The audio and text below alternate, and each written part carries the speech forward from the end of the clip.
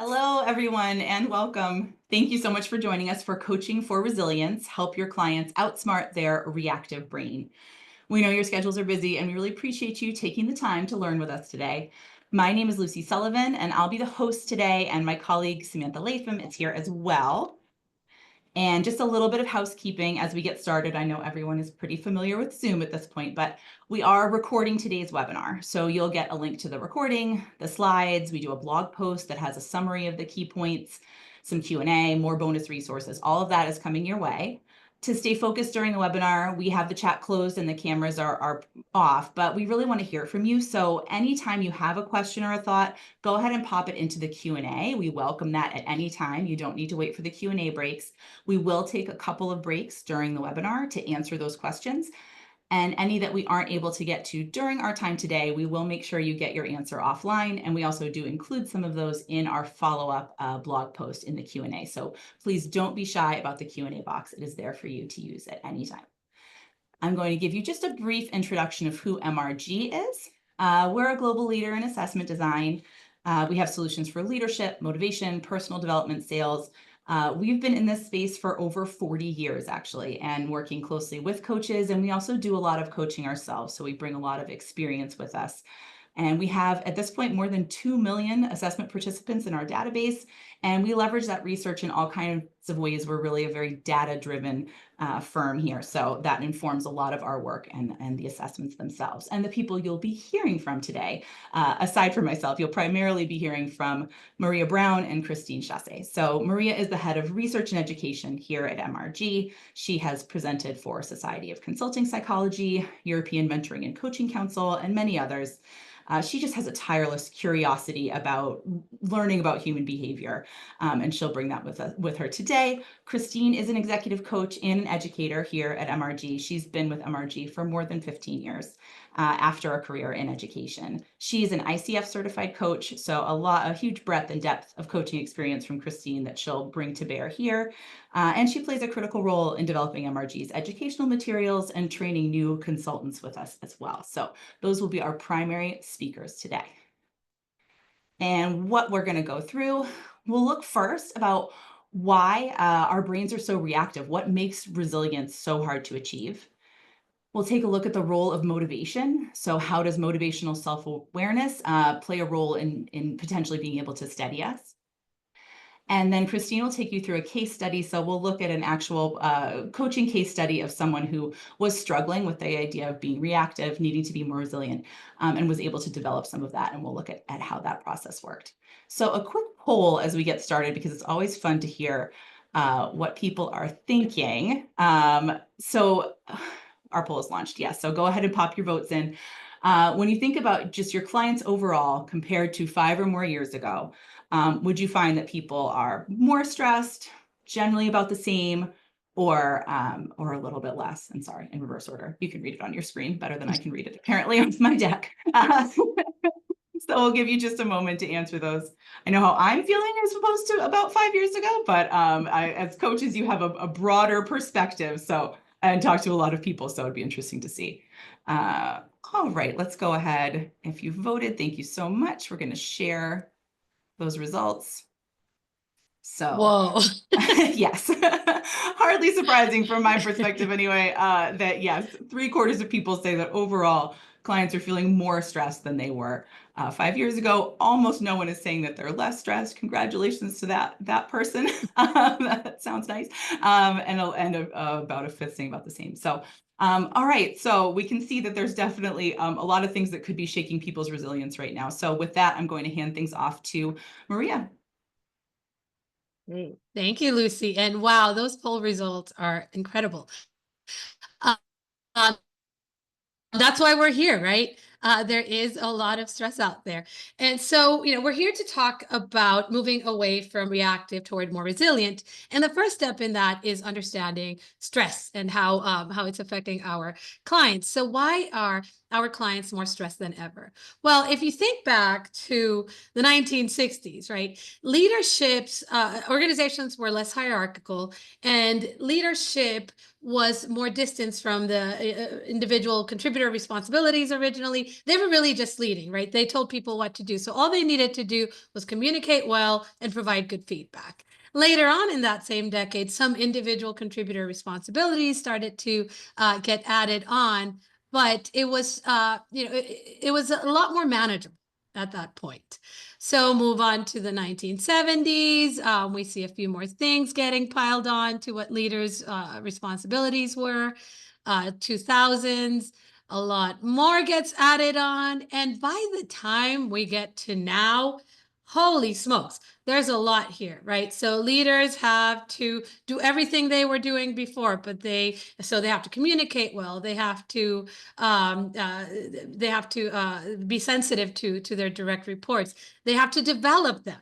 They have to handle complexity. They have new things like digital leadership and more global leadership. They have to do this all while being mindful, while being resilient, and handling a whole host of things, right? So when you look at this list, this is not feasible, right? This is not a lot to ask of someone. And this is why people are stressed, right? Stress comes from not having the resources to do everything that you're expected to do.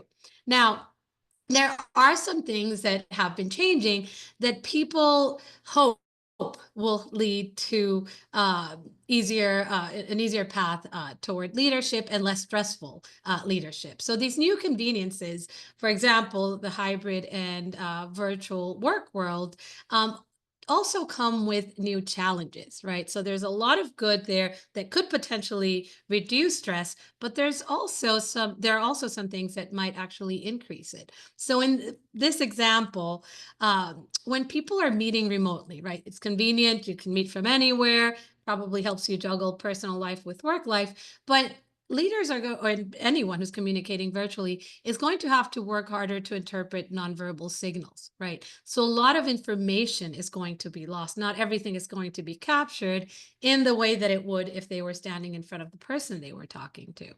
Um, there are a lot of distractions, right? And we end up, when we're communicating virtually, switching gears a lot, right? And missing some of the information that may be shared with us. I bet you most of you have your phone next to you, right? So even though you're paying attention to this right now, if a text were to come in, you're going to see it and you're going to be distracted by it. That's just human nature.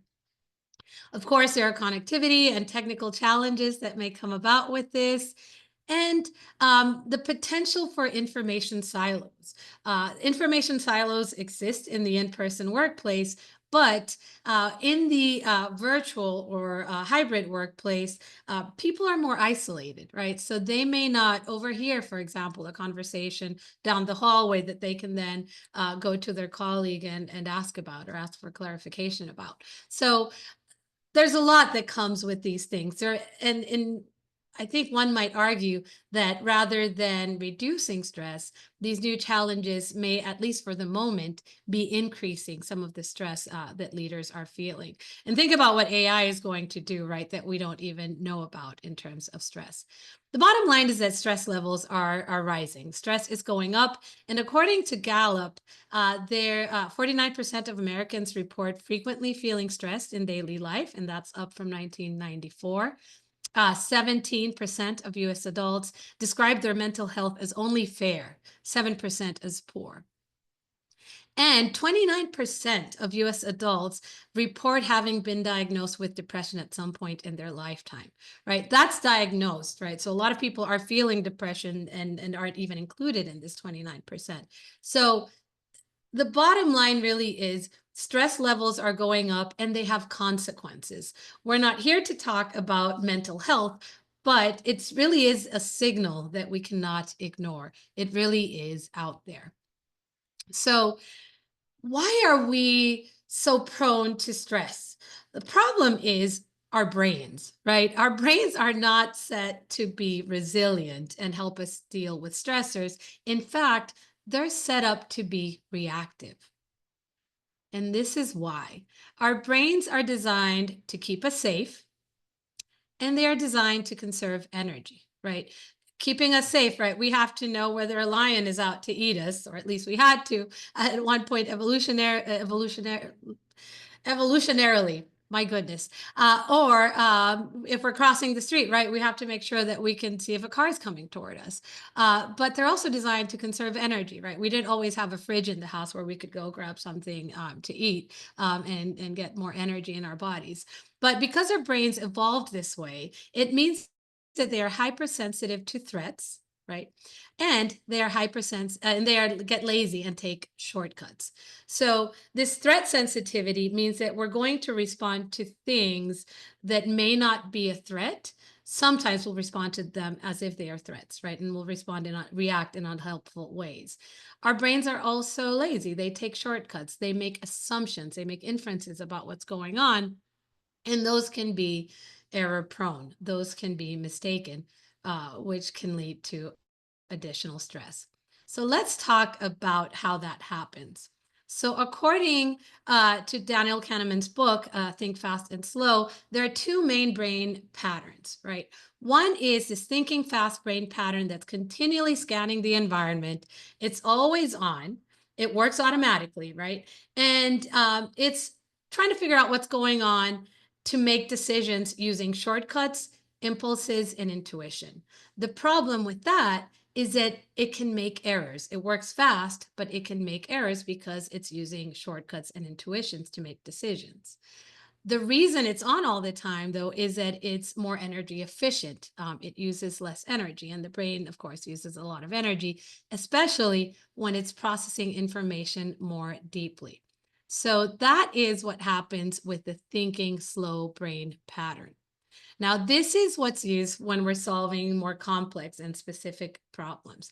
It is not automatic, right? It has to be turned on. So usually once the fast brain pattern identifies something that needs additional processing, then we can slow down and focus more attention on that thing that needs that situation, that problem that needs additional processing.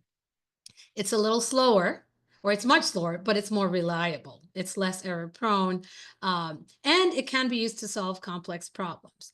The problem is it uses a lot of energy, right? And it takes energy away from scanning the environment and keeping us safe and doing some of the other things that the brain is designed to do. But why do our brains rely on these shortcuts and this thinking fast brain pattern? Part of it is because uh, our here we go, because they work a lot of the times. These shortcuts work for us. So when you're walking down the sidewalk and you step off a curb, you don't really need to think about it. You don't even, oftentimes we don't even look down, right? It's just something that happens automatically and we go about our lives. If we had to stop and process that what we were doing with a lot of detail, then it would really slow us down. Because it's scanning for things that might harm us. When we hear a horn honking, we look up, we scan and respond accordingly. Okay. If we hear music moving by us and we're on the sidewalk, we can safely assume that it's coming from a passing car, right? We don't need to dedicate more processing to that because it's most likely something that's not going to harm us, and we know what it is. So these shortcuts work a lot of the time.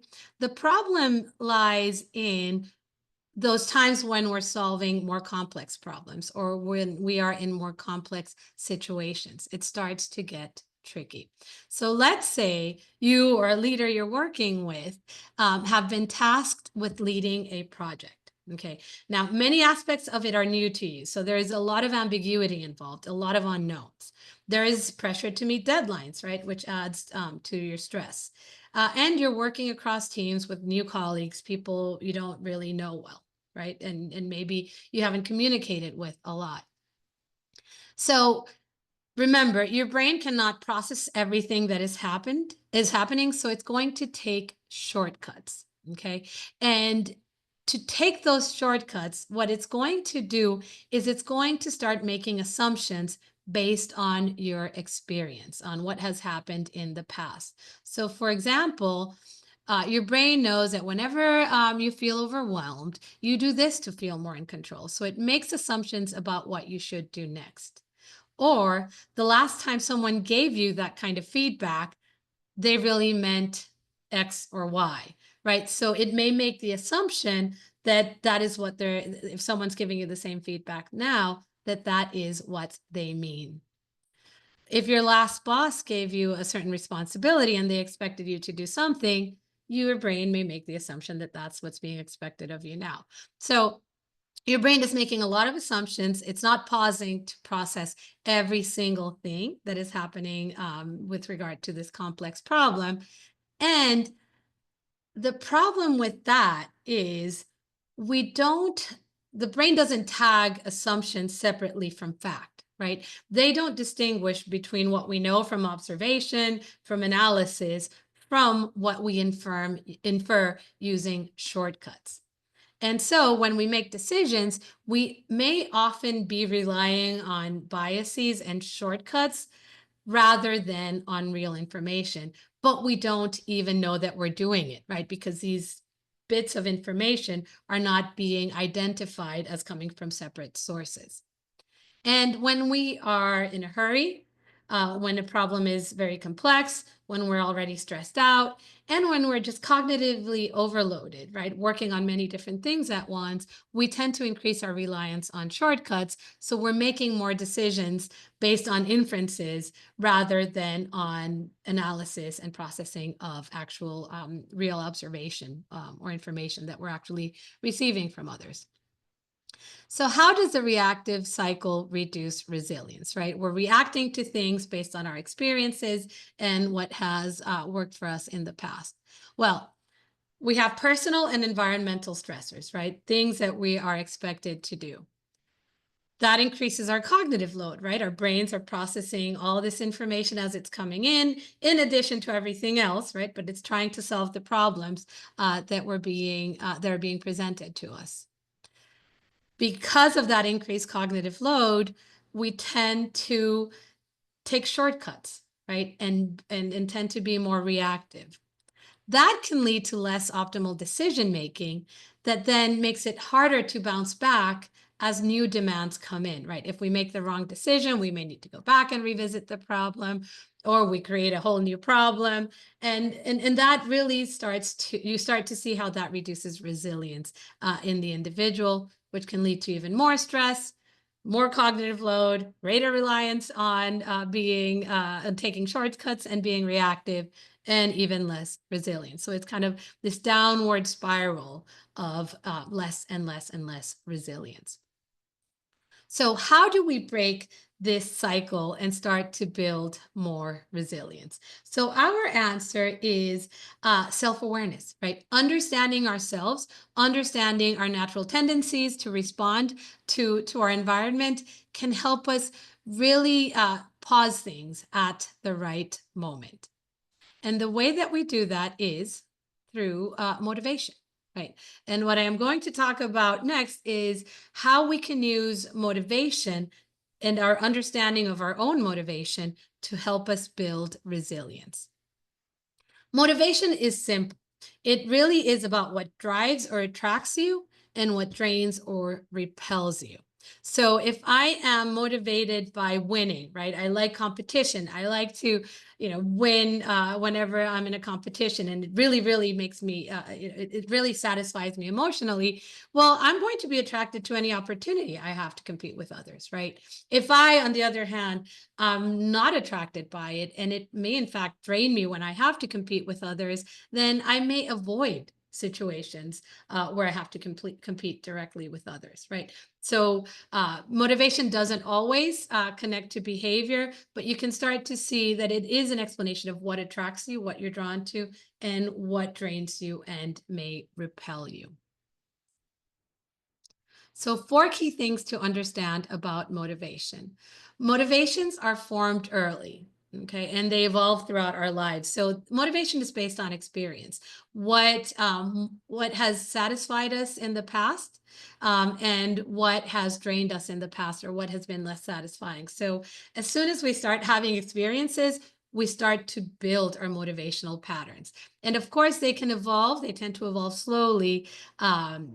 when they do change, but that is also based on experiences. So as our experiences in life change, so do our motivations.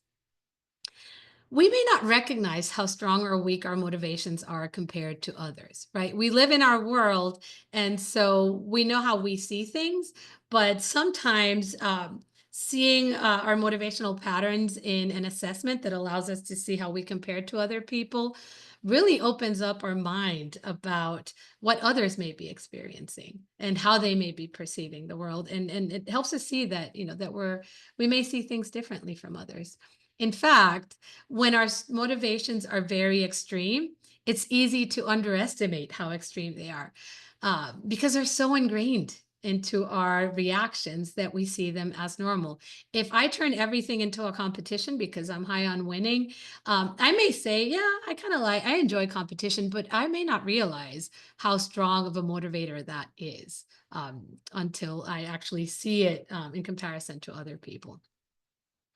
Finally, our motivations aren't straightforward. They can conflict with one another. So let's say I'm driven by competition, but I also am driven by belonging, by being part of the group, being part of the team. So how do I work that out, right? How do I compete with others and yet still feel like I'm part of the team? So there's a lot that motivations can reveal about the person and the contradictions within that person that can lead to their reactions. A point of distinction here is motivation is not behavior. And I briefly mentioned that before, but I really want to get this across. Behavior is something you can see, something other people can see. It's something that can change with the situation, right? It can change from moment to moment. Motivation is something internal, something that others cannot see in you. They may see your behavior, but your behavior doesn't always match your motivation, right? We often have to do things that drain us because our role requires it, or a specific situation requires it, right? So it's very different. It's not as easy to identify, and it's definitely not as easy to see from an outside perspective. The way we measure motivation is through the individual directions inventory. And this is a semi-ipsative psychometric questionnaire that measures 17 motivational dimensions. They are listed here, but I'm not going to go through them. Christine will cover a few of them in her case study. But when someone takes the IDI, the individual directions inventory, they get a summary profile like this one as part of their full report, and it shows them what things tend to energize them more, what things they're attracted to, what things they're drain them more or repel them, and then things that might be more situational in the middle. The way the IDI captures what motivates a person is through 62 items that measure these motivations against each other several times throughout the questionnaire. And what it does is it captures which motivators are most resonant with the person, which ones they most identify with, but also how resonant they are, how much they identify with them. The items are value neutral, which means that finding the right answer depends on the person, right? What feels like the right answer is going to really be about what motivates the individual. There isn't a universally right answer, the way that the items are written. And what you get from that is a motivational profile that is true to the individual and gives them and their coach specific language to discuss and understand their natural reactions. And I think this is a really key point of it. That's that language, those 17 dimensions, help you as the coach understand what drives this person, what they move away from, and you can talk to them about that and understand why those motivators can lead to reactions, both emotional reactions all the way down to behavioral reactions. So what do you learn from a motivational profile? It really helps raise awareness around things like, why do I think the way I think? Why do I behave the way I behave? Why do I feel the way I feel? And why do I make decisions the way that I make decisions, right? So it's looking at why they react to external stimuli in specific ways. So here's one example of the reactive ripple effects of one motivator. This one is high giving. So giving is in the IDI, it refers to gaining satisfaction from providing comfort, being supportive, caring, sympathetic, helpful, and generous. So when someone scores high in this motivator, they tend to feel good when they are protective, when they're helpful, when they are helpful to other people's needs. It may feel more difficult for them to say no, and sometimes to prioritize their own needs. So what's happening here, right? When someone is high giving, you can get some negative thoughts and beliefs associated with this, or negative or less helpful thoughts and beliefs. They may think things like, people only like me because I'm helpful, or my needs are less important than others. And that can lead to unhelpful emotional reactions. I resent people using me, but I hate saying no, right? Because people only like me because I'm helpful. I have this belief that's ingrained in me. My needs are less important than others, so I can't say no. I hate saying no. I have to meet other people's needs. Well, and that can lead to behaviors that are less than ideal. Some of my relationships may be one-sided. When resources and support are available, I can't bring myself to use them, right? Maybe they're not comfortable using those resources because they're all focusing on the giving, and prioritizing other people's needs. And so when we raise awareness about this with our clients, and they start to see where their thoughts are coming from and how that's leading to emotional and behavioral reactions, we can start to talk to them about how to break those cycles so that they can start to build resilience, and find the right place to start to pause their thoughts, their thought process that's leading them in into a more reactive space. Okay, that was a lot there. So we're going to pause for questions. Hello. Yes, thank you. And we have some really good ones, and we welcome them. You can keep dropping them in the chat as they come up, or in the Q&A rather.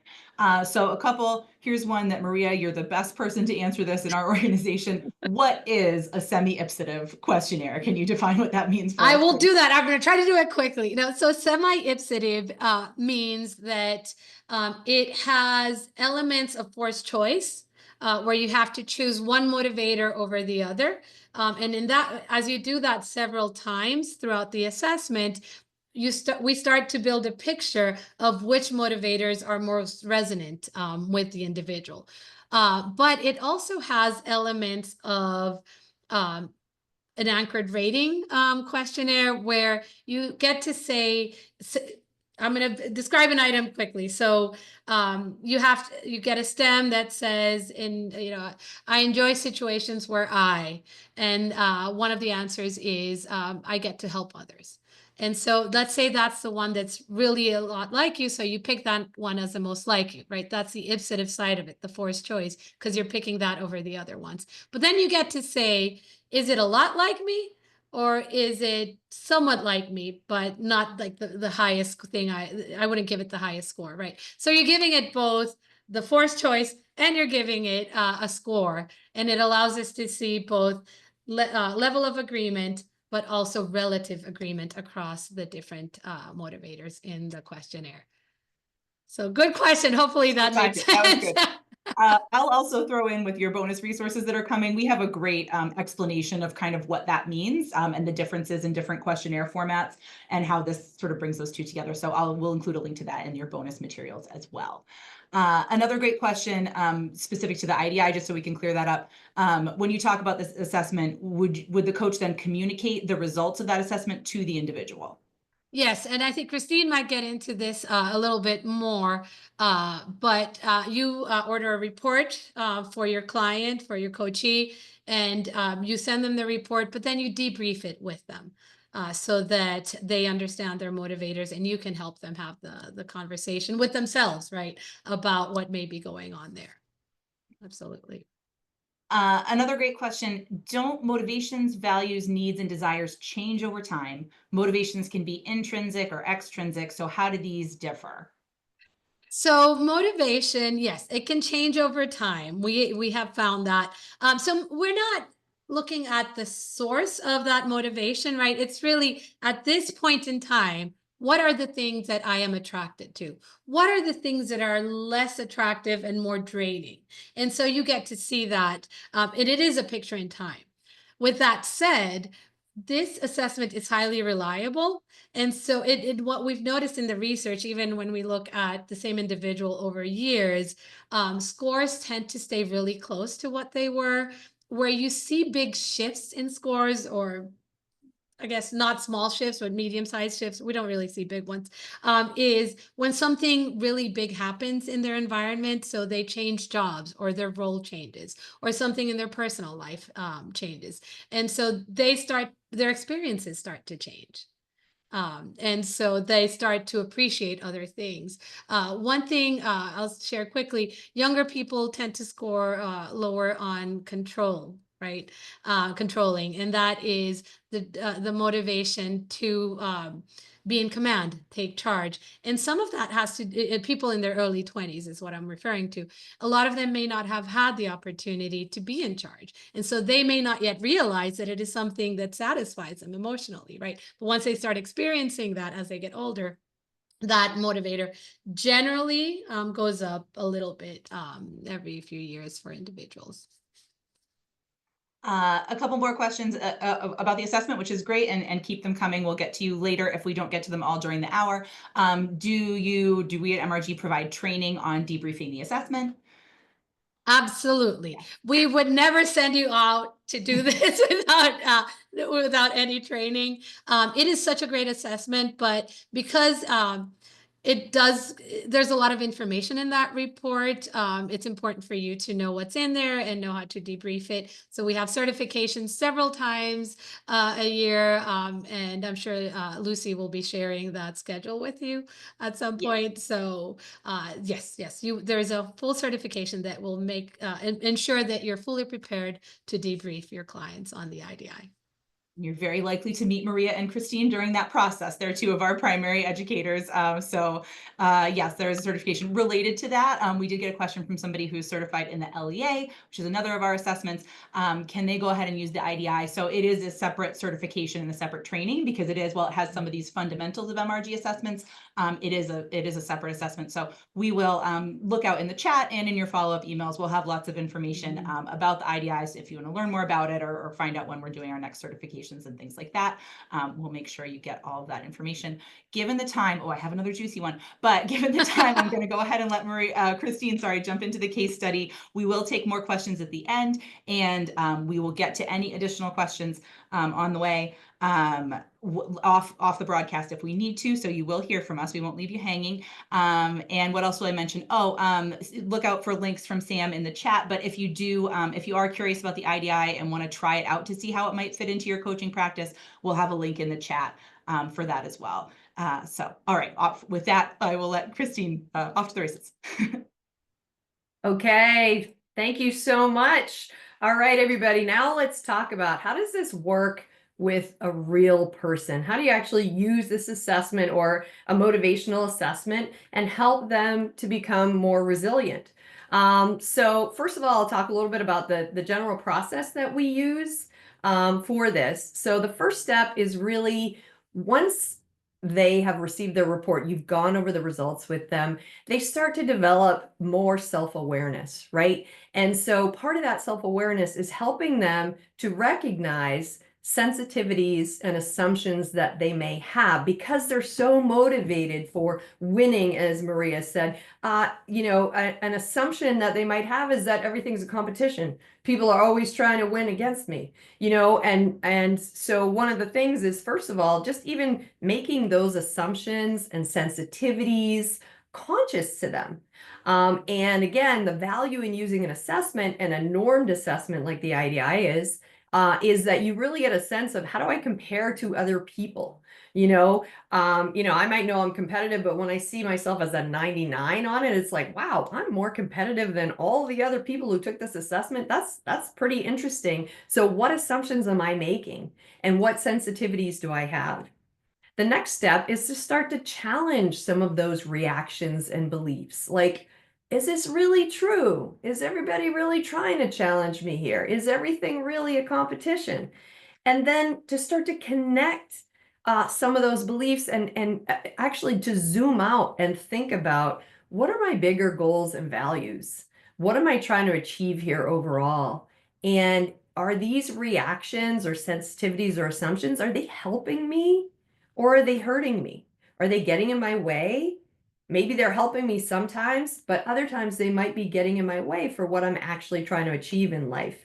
And then, based upon that exploration, to start to take some action. The times when things are hurting me, what could I do differently? Is there a way for me to stop myself from making some assumptions? Is there a way for me to recognize it and do something a little bit different? So that's the general process. So let's take a look at a real person. So we're going to meet Sally, and Sally is an executive director in fundraising at a large American health research foundation. Her name isn't really Sally. She is a real person, though, but we obviously want to protect the innocent here. But so the stuff that I'm going to talk about is real. So when I first met Sally, she was feeling like she was stagnating in her role. So she had been working at that organization for about 7 years. She came in, was really pumped up at first, but at this point she's feeling like, man, I should have moved up. I should be doing more. I'm just feeling like I'm stagnating. She also was really, really overwhelmed with too many tasks and managing up and down, which we'll talk about. But yeah, she was working nights, she was working weekends, and just feeling extremely overwhelmed. And she was at the point, when I got her, where she was like, I just need a new job. I just need to go someplace else. I'm not seeing much of a career path here where I am, but I don't know where to go. Her organization, she wanted to go to another place that was as prestigious as the one that she was at, but there are not a lot of openings there. It's not easy to get in. She was just really didn't know what to do. Now, related to Sally's boss, her boss was extremely dynamic, creative, came up with great ideas, but also quite demanding. So a lot of Sally's time was spent managing her boss. Her boss relied on Sally for a lot of things. She gave an example where, Sally was working at home one day and she decided to take her lunch break, during her lunch break, to take a run. And she had her Apple Watch on, and as soon as she took off, she noticed there was a text or an email coming in from her boss, and she was like, oh, I'm just gonna go run. And she kept running, and by the time she got back, she saw that there was an email, texts, and phone calls from her boss. And she finally got in touch with her, and she's like, what's going on? And the boss was basically wanted her to review an email, to proofread an email before she sent it out. So the boss was like, not really respecting her time, her lunch break. And they had gotten into this pattern where Sally would jump, she would just be there when the boss needed her. The boss also, again, is really creative, has lots of ideas, dynamic and everything. But Sally's the one who has to be sort of the reality check and make it happen. And sometimes that can be really challenging to do that, to sort of be in the background all the time. Sally loved her boss, though. She really respected her and loved her. In fact, she described it as, there's no one I'd rather be in the foxhole with, which gives you a sense of her state of mind if she's describing her job as a foxhole. But she's feeling, overlooked and overworked by her boss. Now, Sally's team was another situation. They were, underperforming. They were needy. They wanted a lot of her time. They wanted to talk things over with her and everything. And she was just sort of overwhelmed also dealing with them. She was reluctant to give them constructive feedback. They had had some openings on the team, and that was another reason why she was overworked, because she was kind of covering for those openings. And the morale was kind of low. And she was worried that if she gave them constructive feedback, that they were maybe going to leave. And then the other thing that they were doing that was really frustrating was that at times, if they went to her and they didn't like the answer they got, they would go to the boss. So she described a time when, one of her employees came to her with a proposal. She was like, well, it's not going to work because this, that, and the other. And then the guy went to her boss, and the boss was like, yeah, sure. That sounds great. And Sally was left feeling very frustrated, and then having to either clean up the mess after it didn't succeed or figure out a way to make it work. And so they were not, even though some of them wanted her advice and wanted a lot of her time, others were not really seeing her as, perceiving her as the leader. In fact, one person actually, when he gave his resignation, gave it to the boss rather than Sally herself, even though he directly reported to her. So again, a lot of stuff's going on for Sally, right? And she's frustrated. And again, she's at the point of kind of no return. So, I asked her, okay, what do you want to change? Specifically, she wanted to feel less busy and overwhelmed.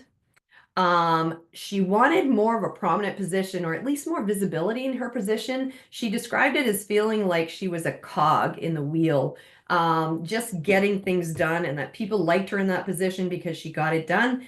But she really was like, hey, I'm not expressing my creativity. I'm not able to be visible and, do more of the interesting stuff. So she wanted that to be different. With her boss, she really wanted the boss to respect her boundaries and her time, and also to respect her leadership. So if people, circumvent her, she wanted the boss to push back and say, no, no, no, you report to Sally, you got to talk with her about it. And then also she wanted her boss to pull her in for the good stuff. So not only the creative thinking about projects, but also the more visible aspects of executing them, where she could go to the presentations and get some of the credit for it. She was feeling just sort of very left out. She was the workaholic behind everything, and not the one reaping the rewards. And then from her team, she wanted them to perform better and not need so much from her. And then also to treat her like a team leader and not constantly go around her to her supervisor. All right.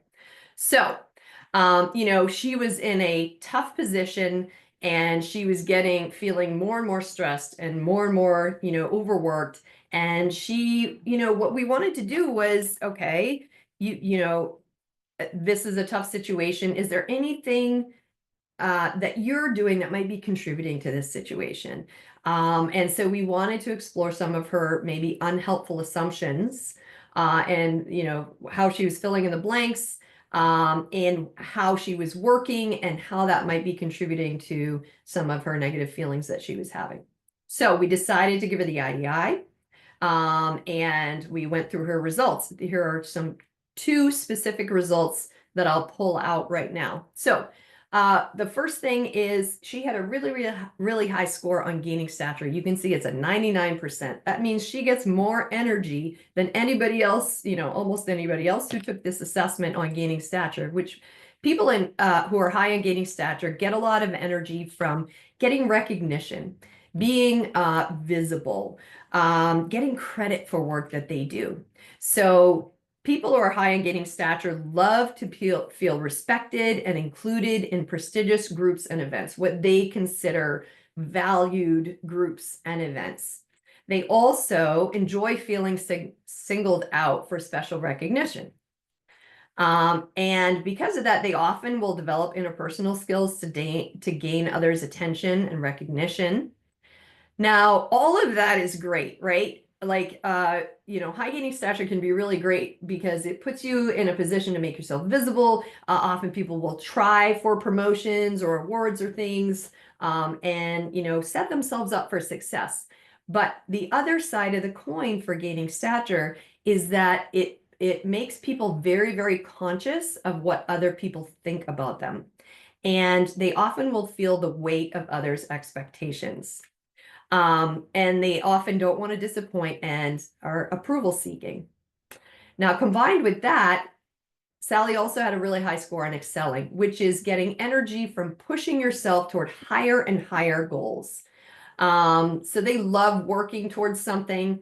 People high on excelling also, feel a sense of accomplishment from doing their best no matter what. So really high expectations. Doesn't matter what's going on. You always got to push yourself no matter what else is going on in your life. Also, they had set really high aspirations and constantly challenge themselves to do better, but sometimes their aspirations are too high. They're unattainable. They're not realistic. And they often feel as if they're not living up to their potential. So how did these two scores in particular contribute to, Sally's career journey? So when she first started her job, she was pumped that she had started at this prestigious organization, and she also moved up very quickly early on.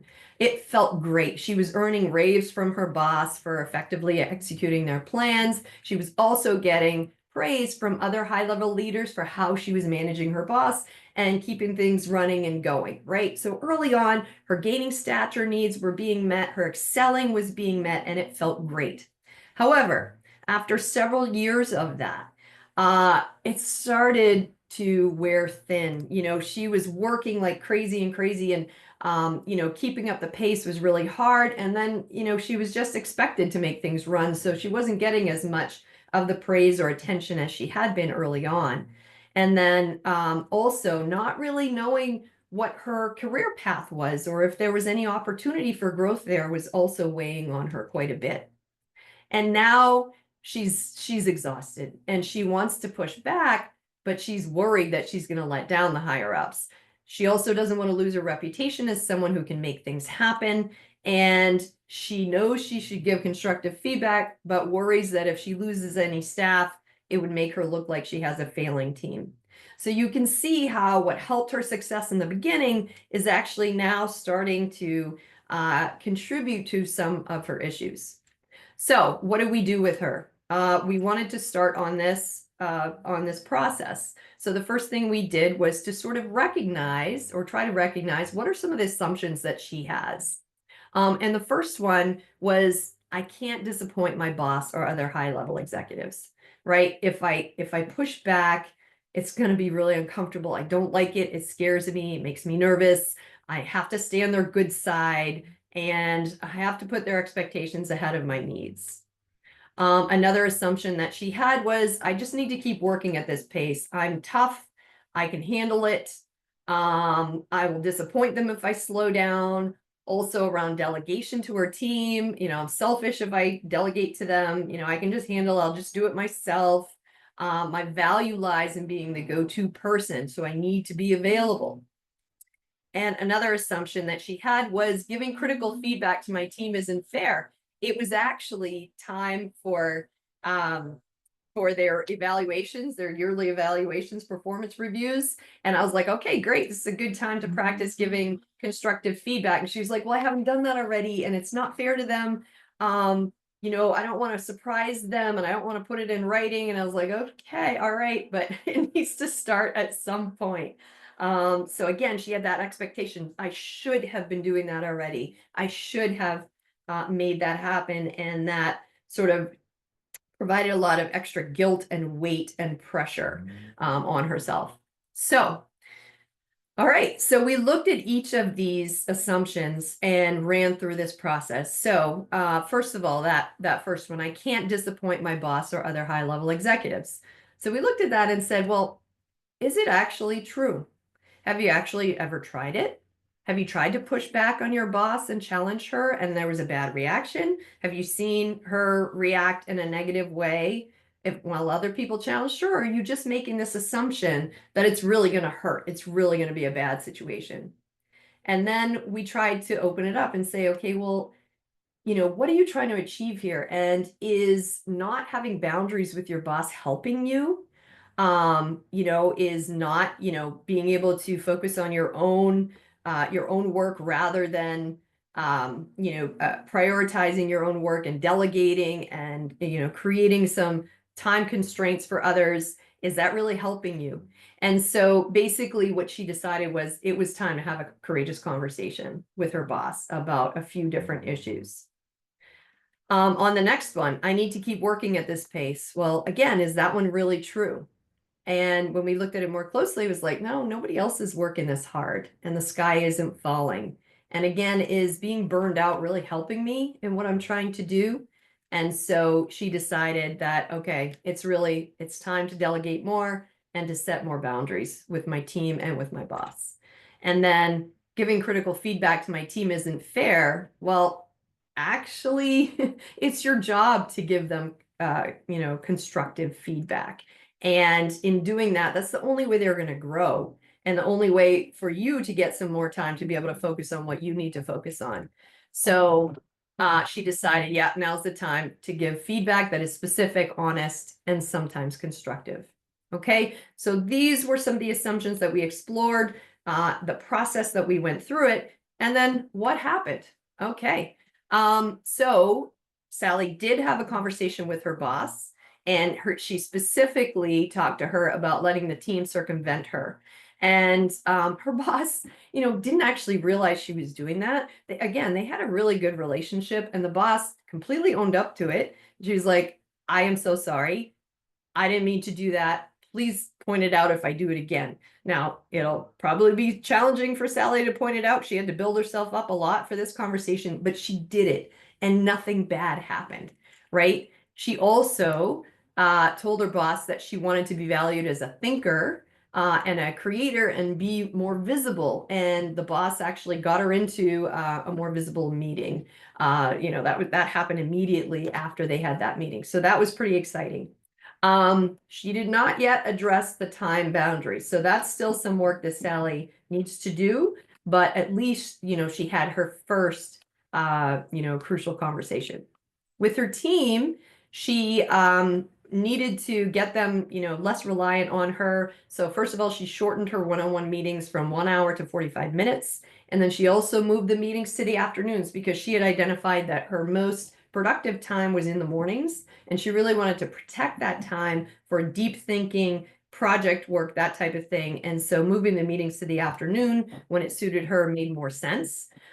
She also asked them to bring in agendas. So again, she delegated the agendas to them and held them responsible. And then she committed to delivering both constructive and positive feedback every time in her one-on-ones. So what can I say to this person that I liked about what they did specifically, and what could they improve on? And really, we talked about trying to make that just her process so that it's not like a big surprise at the end, but it's more of a cultural way that this department operates. And then for herself, she found, because she was giving that constructive feedback, she was able to delegate more to her team and have more confidence in them, which created more time for her and allowed her more clarity and focus on the projects that she values. And she's feeling like she has the tools to manage the relationship with her boss when issues arise. Now, a postscript to this story, and this happened, she started some awesome work with everyone involved. What ended up happening shortly after she had this courageous conversation is that her boss ended up leaving, and Sally ended up being promoted to her boss's role, which is great in that it gives her more visibility. There's something hard to work for. I mean, it's going to feed her gaining stature and her excelling. She's still going to have to worry about, she needs to be more comfortable with pushing back. She needs to not take so much on herself. She needs to get more comfortable delegating and delivering feedback. But that was kind of like an exciting thing that came about later on. Well, not that much later on, but after some of the work had begun. So the whole point of this is that resilience can be built. And the best way to break the cycle of reaction is to recognize when it's triggered.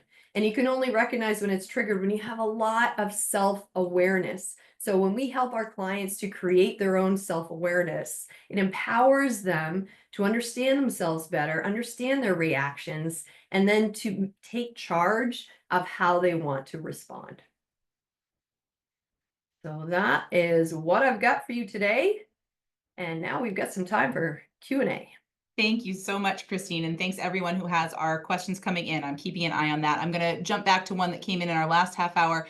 Can you talk a little bit about how the IDI is linked to something like a personality assessment, like a Myers-Briggs, like an MBTI? Can you kind of talk about how those are similar or different?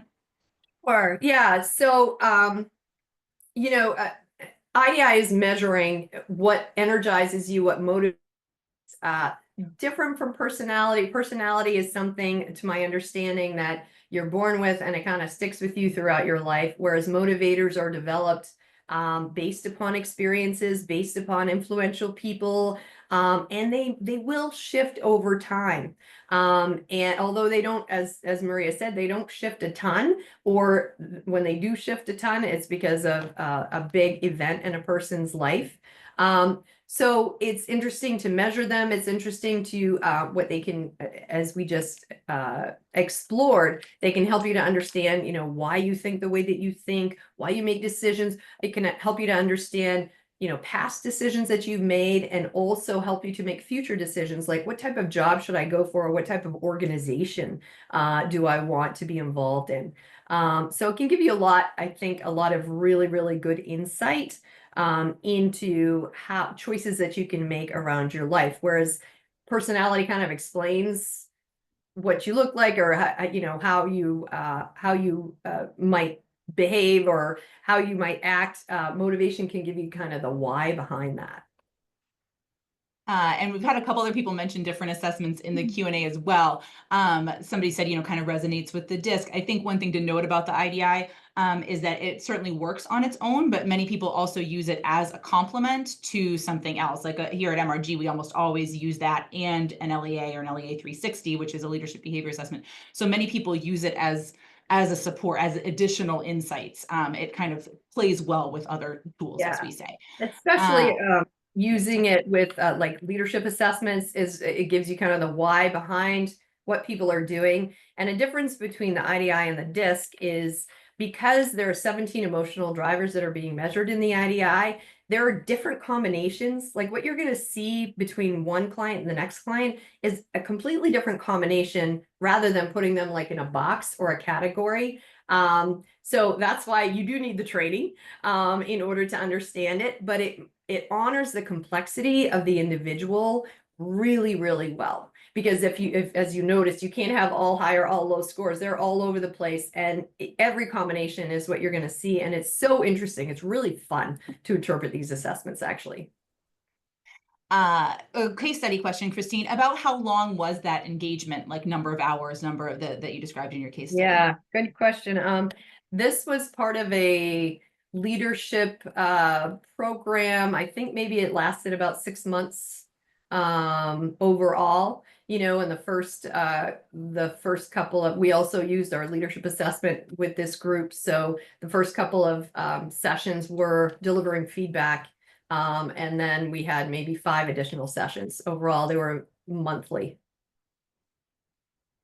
A question that I think is really important and certainly complex, but I'd love to touch on it, is how does this work when you're working with people of color or other cultures who may respond differently to the IDI or the concept of the IDI? And I think in general, just feelings about assessment and anxiety about what biases may be within it.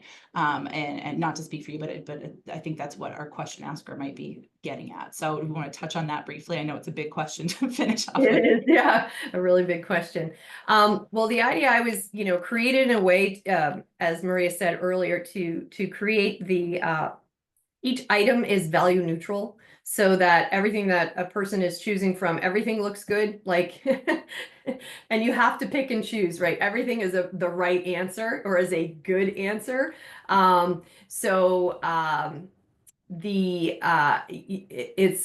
It's something that it was created in a way to be as bias neutral as possible, if that makes any sense. So the IDI has been used in many, many different countries around the world. It's translated into several different languages. And we have actually studies, and Maria can tell you more about it, comparing different cultures to each other. And I mean, we do see some different patterns in motivation, but it's not like crazy. Am I right, Maria? Yeah, that is correct, Christine. So we see some variations, across genders and cultures. But also, I think it's important to note that there isn't an ideal profile that we're recommending everyone needs to be motivated by this. And when we've done research linking motivation to leadership effectiveness from people who have taken both the LEA and the IDI, there's no link, there's no correlation, right? So it really reinforces that it's really about what motivates you. It's not saying anything negative about you. And so hopefully that is reassuring to some people who might be more hesitant to complete an assessment like this. Great. We're at the end of our time. We do have some more questions. We will get to those, and keep an eye on that blog post that's coming your way too, because we'll have more answers to these Q&A. We can expand on some of these assessment comparisons. A lot of different names of assessments have come up, and we're eager to address those questions. So pop any last minute things into that Q&A. And otherwise, of course, reach out to us. We do have our next IDI is starting December 4th, and then we're scheduled all the way through 2025 at this point. So plenty of opportunities, as well as our other assessments. And use that link in your chat if you'd like to try the IDI. And I think at the end of the hour, that is all we have for you. Thank you so much. What an amazing group. Wonderful questions. We really appreciate it. Thank you, Maria and Christine. And we hope to see you all next time. Thanks.